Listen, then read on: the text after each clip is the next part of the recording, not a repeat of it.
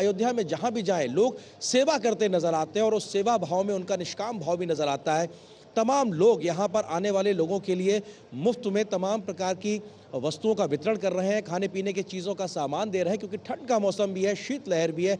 ऐसे ही तमाम सेवा भाव करने वाले अल्पसंख्यक समाज के लोगों से भी बात की हमारी सहयोगी संवाददाता रमा त्यागी ने। क्या कुछ उन्होंने कहा, क्या कुछ उनके मन में भाव था, आइए आपको सुनाते हैं।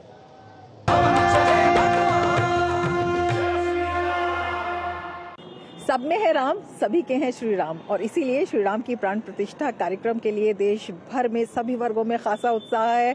तमाम कार्यक्रमों का आयोजन किया जा रहा है। जोर शोर से सब नारे लगाकर इस अवसर की प्रतीक्षा कर रहे हैं। बीजेपी के अल्पसंख्यक मोर्चा के राष्ट्रीय अध्यक्ष हमारे साथ मौजूद हैं। आप देख सकते हैं कि किस तरह से यहाँ पर जो टी स्टॉल है, जो चाय सेवा है, उसका आयोजन इन्होंने यहाँ पर किया है।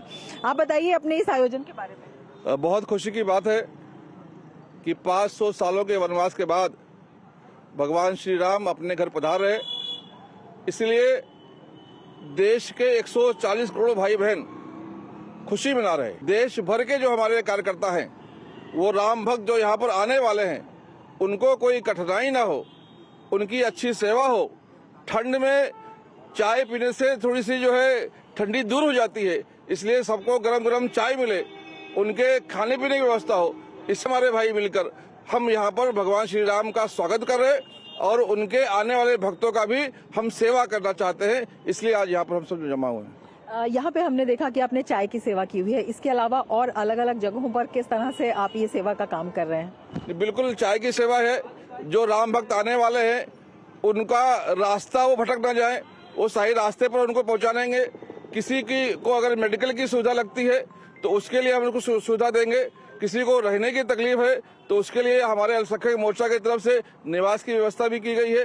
यानी कुल मिलाकर हम सब लोग राम भक्तों के स्वागत के लिए, भगवान श्री राम के स्वागत के लिए तैयार हैं। एक बात बताइए, श्री राम की प्राण प्रतिष्ठा को लेकर अलग अलग तरह की स्टेटमेंट्स भी कुछ लोगों ने दी हैं, उन स्टेटमेंट्स पर आपका क्या कहना है? ये वही लोग हैं जो हिंदू मुसलमान को लड़ाकर, दंगे करवाकर, दंगे के आग पर अपनी रोटियां सेकते थे। अब उनकी दुकान बंद हो रही है, इसलिए उनकी वो तड़प है। इसका कार्यकाल था सपा का, बसपा था, इतने हिंदू, इतने मुसलमान, इतने सिख, इतने ईसाई।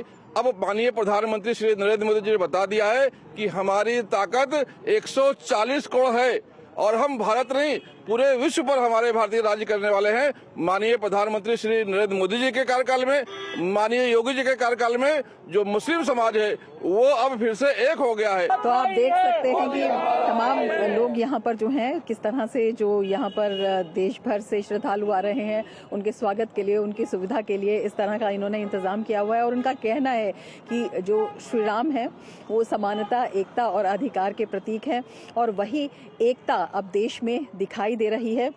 कैमरामैन उमेश के साथ रमा त्यागी, डीडी न्यूज़, अयोध्या।